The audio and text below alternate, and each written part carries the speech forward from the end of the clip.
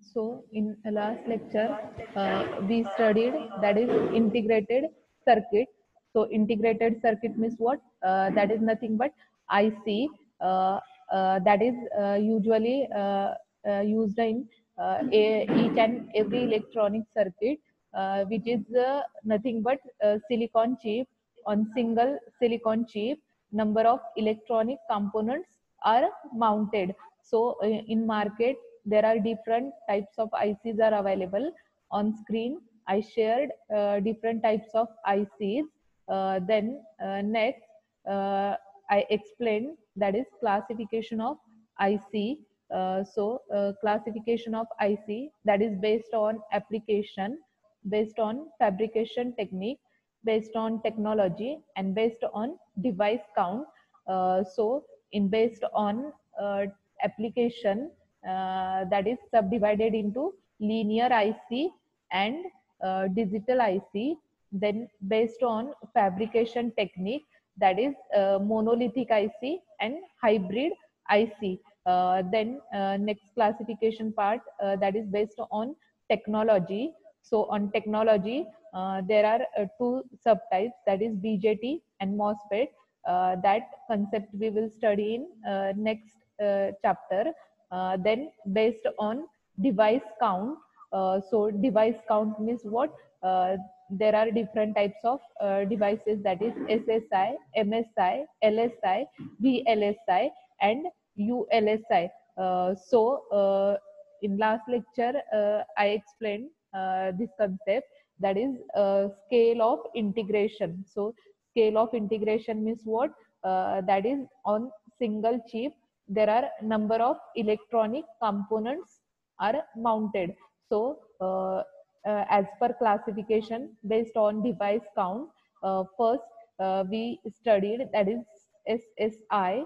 SSI means small scale integration. So in small scale integration, we can mount up to 100 electronic components per chip. So in SSI, only 100 components we can mount on a single chip. Then second is MSI. MSI means what? There are 100 to 3000 electronic components we can mount on a single chip. That is nothing but MSI. Then next is LSI. LSI means what? That is large scale integration. So on this chip, we can mount a component from 3000 to 10,000 on a single electronic chip. Then next, VLSI. VLSI is nothing but very large scale integration. So on VLSI chip, we can mount 1 lakh to 1 million components on a single chip. And last is ULSI, that is ultra large scale integration. So in ultra large scale integration, we can mount more than 1 million electronic components per chip. That is scale of integration. That is part of IC. Then next, in last lecture, I mentioned that is advantages of IC. ICs are available in small size, that have low cost. Power consumption is less. Then highly reliable. Speed of IC, that is higher operating speed. Then reduce external wiring connection. So it requires less wiring connection in any electronic or electrical circuit, and it is easy to use. That is the advantages of IC. Then disadvantage of IC. So the main disadvantage of IC is that it is component dependent. So component dependent means what? It requires component for their inbuilt circuit. Then limited capacitance, impossible to fabricate transformer. Then next disadvantage is limited power supply and not flexible. So these are disadvantage of IC. Then we will study that is difference between in exam there is 4-mark question on IC, that is compare linear IC and non-linear IC, or linear IC and digital IC. तर question paper मध्ये तुम्हाला exam मध्ये 4 marks साठी काही वेळा comparison जे आहे IC point वरती विचारलं जातं, that is compare linear IC and non linear IC, और linear IC and digital IC. तर इथं तुम्हाला कंपॅरिझन जे आहे ते मी शेअर केलेलं आहे. तर कंपॅरिझन मध्ये linear IC that is nothing but analogue IC.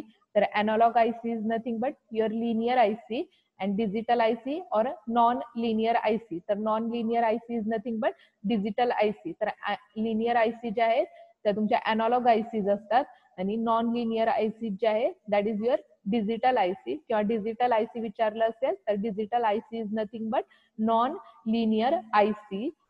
That is difference between linear and non-linear. Then in linear ICs you inputs and output can take on continuous range of value. तर आपण analogue signal, digital signal जो आहे तो study केलेला. तर analog signal is nothing but काय की तुमचं continuous variation with respect to time असणार आहे, आणि डिजिटल मध्ये काय असणार आहे तर 2 डिस्क्रीट व्हॅल्यूज असणार आहे. तर 2 डिस्क्रीट व्हॅल्यूज जे आहे ते आपण 0 आणि 1 ने रिप्रेझेंट केलेलं. तर 0 and 1 is nothing but your low और हाय कंडिशन. तर लो मीन्स 0 असणार आहे, हाय मीन्स 1 असणार आहे. That is your digital IC. नंतर ऍप्लिकेशन इथं शेअर केलेले.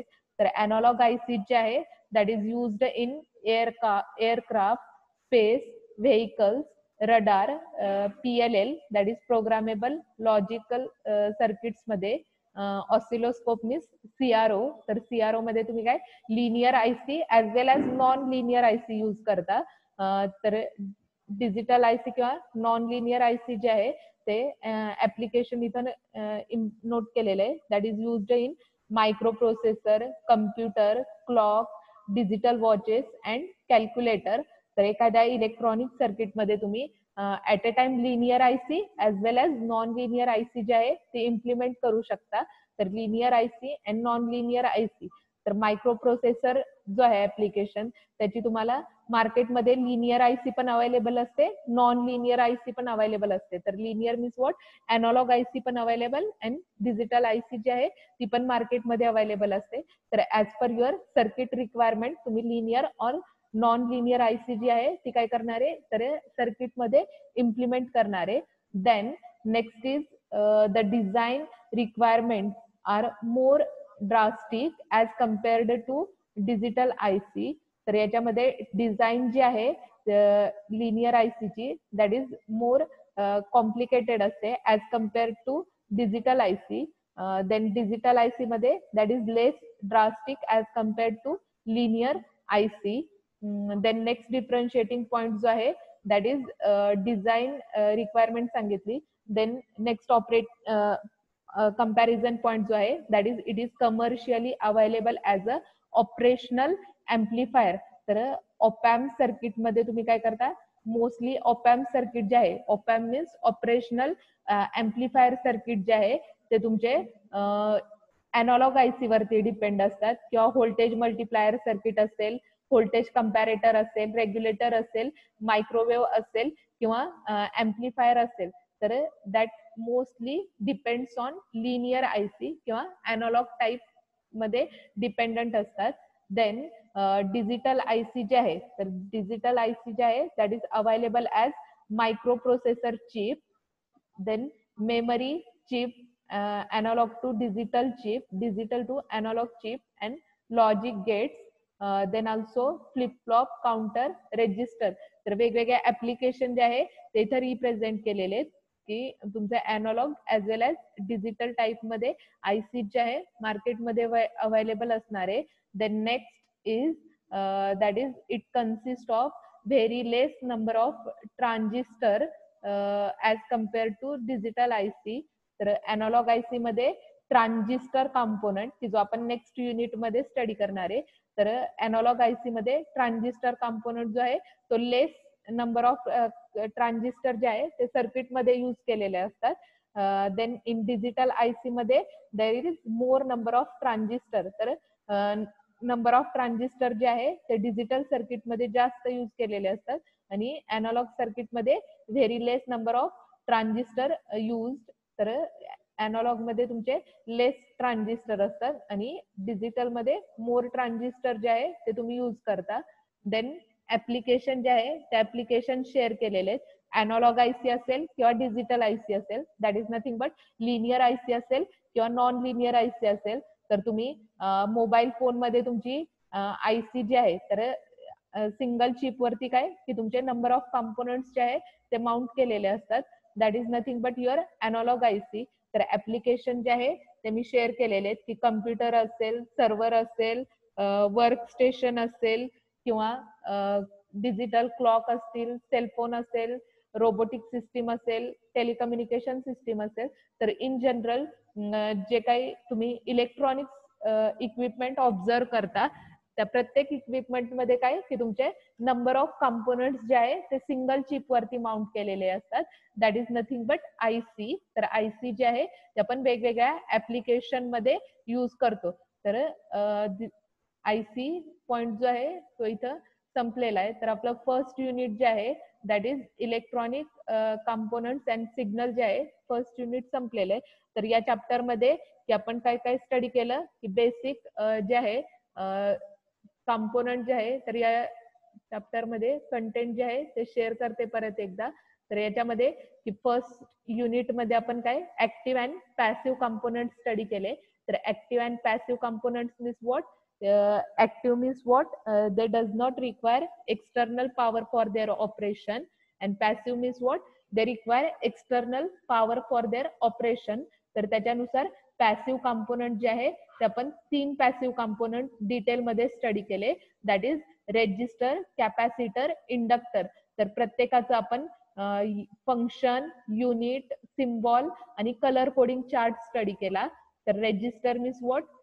दॅट इज रेजिस्टर कंपोनंट जो आहे तो तुमचा करंट लिमिटिंग पर्पज साठी तुम्ही सर्किट मध्ये यूज करता. नंतर रेजिस्टरचं युनिट जे आहे ओहम मध्ये तुम्ही मेजर करू शकता. किलो ओहम असेल किंवा मेगा ओहम असेल, that is unit of resistor. नंतर क्लासिफिकेशन आपण रेजिस्टरचं स्टडी केलं. तर क्लासिफिकेशन मध्ये फिल्म टाईप रेजिस्टर असेल, वायर बाउंड रेजिस्टर असेल, रिओस्टॅट असेल, पोटॅन्शिओमीटर असेल, that different types of register we studied. Then capacitor. कॅपॅसिटरचं मेन फंक्शन काय? Store electrical energy. तर इलेक्ट्रिकल एनर्जी स्टोअर करण्यासाठी काय कॅपॅसिटर कंपोनंट तुम्ही यूज करता. तर कॅपॅसिटरचं युनिट जे आहे फॅरेड. तर कॅपॅसिटन्स जो आहे milli farad, micro farad, pico farad और नॅनो फॅरेड मध्ये काय करू शकता तुम्ही मेजर करू शकता. Then next is inductor component. तर इंडक्टर कंपोनंटचं काय की same function. It stores energy. तर एनर्जी जी आहे that stores in the form of magnetic field. तर मॅग्नेटिक फील्ड फॉर्मॅट मध्ये काय एनर्जी जी आहे ती तुम्ही स्टोअर करता. युनिट जे आहे इंडक्टरचं henry. Then colour code specification जे आहे आपण रेजिस्टर, कॅपॅसिटर, इंडक्टरचं स्टडी केलं. कलर कोडिंग चार्ट की त्याच्यामध्ये first band, second band, third band आणि फोर्थ बँड. तर बँड जे आहे ते तुमचे काय तर फर्स्ट बँड डिजिट रिप्रेझेंट करणार, सेकंड बँड डिजिट रिप्रेझेंट करणार. Then next is third band तुमचा काय असणार आहे मल्टिप्लायर असणार आहे. अँड नेक्स्ट फोर्थ बँड जो आहे that is nothing but your tolerance value. Then next आपण voltage source and current source study केलं. तर voltage source and current source means what? तर व्होल्टेज सोर्स जो आहे त्याच्यामध्ये आपण practical voltage source and ideal voltage source study केलं. तर प्रॅक्टिकल व्होल्टेज सोर्स आणि आयडियल व्होल्टेज सोर्स मध्ये डिफरन्स सांगितलेला. व्होल्टेज सोर्स असेल किंवा करंट सोर्स असेल की ज्यावेळी तुमचा इंटरनल रेजिस्टन्स ऍबसेंट असेल, दॅट इज इंटरनल रेजिस्टन्स 0 असेल, त्यावेळी व्होल्टेज किंवा करंट जे आहे कॅरेक्टरिस्टिक तुमच्या काय असणार आहे कॉन्स्टंट असणार आहे. देन प्रॅक्टिकल व्होल्टेज किंवा करंट सोर्स. तर त्याच्यामध्ये काय सांगितलेलं की ज्यावेळी तुमचं सर्किटमध्ये इंटरनल रेजिस्टन्स प्रेझेंट असणार आहे दॅट टाइम तुमचं सर्किटमध्ये काय असणार आहे तर सर्किटमध्ये तुमचं व्होल्टेज किंवा करंट पॅरामीटर जो आहे तो काय असणार आहे डिक्रीजिंग असणार आहे. that is nothing but voltage and current source. Then next point is signals. So signals means there are three types of signals, that is sine, square आणि ट्रँग्युलर, तीन टाईपचे सिग्नल. तर त्याच्यामध्ये आपण काय केलेलं, साइन, स्क्वेअर, ट्रँग्युलर सिग्नल जे आहे वेवफॉर्म तुम्हाला दाखवलेला आहे. तर sine signal is nothing but that is continuous variation with respect to time. तर त्याच्यामध्ये सिग्नल्स मध्ये आपण time domain representation and frequency domain representation जे आहे ते स्टडी केलेलं. देन नेक्स्ट जे आहे याच्यामध्ये नेक्स्ट पॉइंट जो आहे इंटिग्रेटेड सर्किट आपण स्टडी केला. तर इंटिग्रेटेड सर्किट जो आहे दॅट इज नथिंग बट की इंटिग्रेटेड सर्किट मध्ये आपण आयसी चे क्लासिफिकेशन स्टडी केलं. तर त्याच्यामध्ये मेन पॉइंट जो आहे scale of integration. So scale of integration means what, that is त्याच्यामध्ये नंबर ऑफ कंपोनंट्स तुम्ही काय करणार आहे सिंगल चिप वरती माउंट करणार आहे. तर सिंगल चिप वरती नंबर ऑफ कंपोनंट्स जे आहे ते माउंट करून काय करणार आहे सर्किट डिझाईन करणार आहे.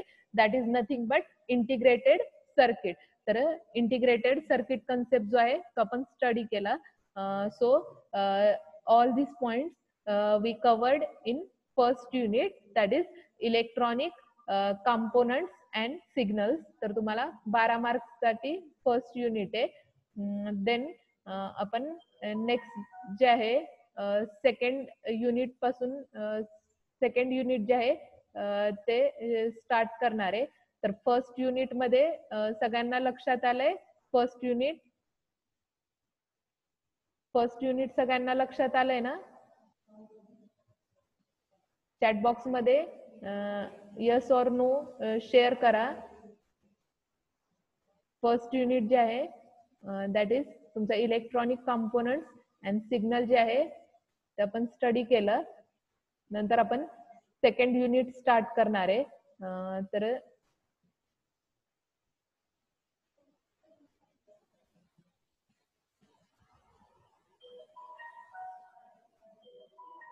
फर्स्ट युनिट मध्ये कोणाला काही प्रॉब्लेम असेल तर तुम्ही पीपीटी आणि नोट्स जे आहे त्या मी शेअर करणार आहे.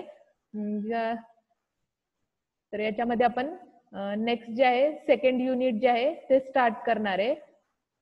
तर सेकंड युनिट मध्ये सेम की सेकंड युनिट जे आहे डायोड अँड ऍप्लिकेशन्स जे आहे स्टडी करणार आहे.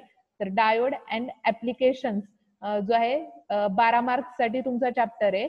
तर या चॅप्टर मध्ये आपण काय काय स्टडी करणार आहे, that is P N junction diode, then zener diode concept study करणार आहे, देन रेक्टिफायर्स कन्सेप्ट स्टडी करणार आहे, नेक्स्ट फिल्टर्स स्टडी करणार आहे, and next is light emitting diode. तर आपण या चॅप्टरचे कंटेंट जे आहे ते तुम्हाला शेअर केलेले आहेत, that is diode and applications. तर डायोड जो आहे की तुम्हाला फर्स्ट युनिट मध्ये active component and passive component सांगितलेले. तर पॅसिव्ह कंपोनंट कोणते, रेजिस्टर, कॅपॅसिटर, इंडक्टर, आपण 3 पॅसिव्ह कंपोनंट स्टडी केले. देन ऍक्टिव्ह कंपोनंट जे आहे ते तुमचे 3 ऍक्टिव्ह कंपोनंट जे आहे नेक्स्ट आपण डायोड चॅप्टर स्टडी करणार आहे आणि बीजेटी म्हणून आहे बायपोलर जंक्शन ट्रान्झिस्टर. तर डायोड जो आहे तो तुमचा ऍक्टिव्ह कंपोनंट आहे. Active component means what, it does not require external power for their operation, that is nothing but active component. तर याच्यामध्ये आपण P N junction diode, zener diode, then rectifier, filter and light emitting diode concept जो आहे तो study करणार आहे या unit मध्ये. So first we will start from that is diode. तर diode means what, that is nothing but, तर diode is nothing but simplest and most fundamental non-linear circuit element that is same as like register, it has 2 terminals. तर same डायोडला काय असणार आहे, resistor आपण component study केला. Resistor कंपोनंटला काय की तुम्ही ऑब्झर्व केलं, तुम्हाला सिम्बॉल दाखवलेला 2 टर्मिनल डिव्हाइस आहे. सेम डायोड पण तुमचा काय 2 टर्मिनल डिव्हाइस आहे. देन रेजिस्टर असेल किंवा डायोड कंपोनंट असेल तर तुम्ही सर्किट मध्ये कनेक्ट करणार आहे. तर मोस्टली आपण काय करणार आहे, डायोड कंपोनंट जो आहे तो काय करणार आहे रेक्टिफायर सर्किट मध्ये यूज करणार आहे. That it's uses in rectifier application. तर रेक्टिफायर ऍप्लिकेशन मध्ये आपण काय करणार आहे, डायोड कंपोनंट जो आहे तो यूज करणार आहे. So diode is nothing but semiconductor device which is that essentially acts as a one way switch for current. तर करंट फ्लोईंग साठी काय की as a one way switch म्हणून काय करणार आहे तुम्ही डायोड कंपोनंट जो आहे तो यूज करणार आहे. That it allows current to flow easily in one direction.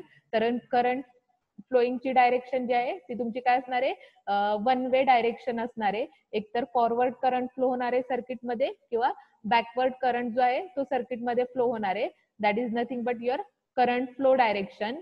Then diode are also known as a rectifier. तर आपण रेक्टिफायर ऍप्लिकेशन जे आहे ते सर्किटमध्ये स्टडी करणार आहे.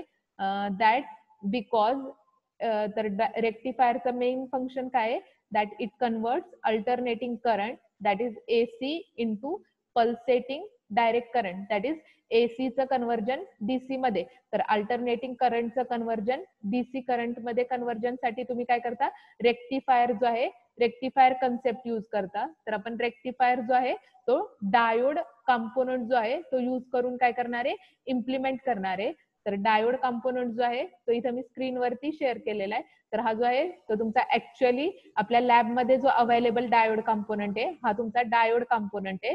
तर इथं तुमची सिल्वर रिंग आहे. तर 2 टर्मिनल डिव्हाइस आहे. फर्स्ट टर्मिनल जे आहे पॉझिटिव्ह टर्मिनल इथं मेन्शन केलेलं आहे. सेकंड टर्मिनल जे आहे negative terminal that is cathode terminal. तर एनोड पॉझिटिव्ह आहे, कॅथोड निगेटिव्ह आहे. तर आयडेंटिफाय करताना लॅबमध्ये आपल्याला तर रिंगची जी साईड आहे ती तुमची काय असणार आहे, निगेटिव्ह साईड असणार आहे. सिल्वर रिंग जी इंडिकेट केलेली आहे that is your negative side असणार आहे. त्याच्या अपोजिट तुमचा पॉझिटिव्ह दॅट इज एनोड जे आहे 2 terminal device that is anode is positive lead and cathode is negative lead. तर कॅथोड काय असणार आहे तुमचा निगेटिव्ह असणार आहे. That is nothing but diode component. Then physical structure जे आहे ते आपण स्टडी करणार आहे. तर याच्यामध्ये फर्स्ट बेसिक कळालं डायोड अँड ऍप्लिकेशन मध्ये. तर याच्यामध्ये की आपण पीएन जंक्शन डायोड जो आहे तो कंपोनंट बेसिकली स्टडी करणार आहे. तर diode that is nothing but 2 terminal device आहे. तर 2 टर्मिनल जे आहे तुमच्या anode terminal and cathode terminal आहे. तर आपण याचं स्ट्रक्चर जे आहे ते डिटेलमध्ये स्टडी करणार आहे. तर आजच्या लेक्चरला म्हणजे बरेच स्टुडंट ऍबसेंट आहे, फक्त 16 जण आहेत. तर आपण काय करू, लेक्चर जे आहे ते स्टॉप करूया. नेक्स्ट लेक्चरला परत आपण सेकंड युनिट जे आहे ते स्टार्ट करू. तर इथं मी हे लेक्चर जे आहे आजचं स्टॉप करते.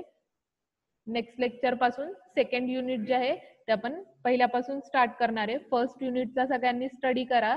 काही प्रॉब्लेम असेल तर विचारा. नोट्स आणि पीपीटी जे आहे त्या मी ग्रुपवरती शेअर करते थोड्या वेळाने लेक्चर संपल्यानंतर.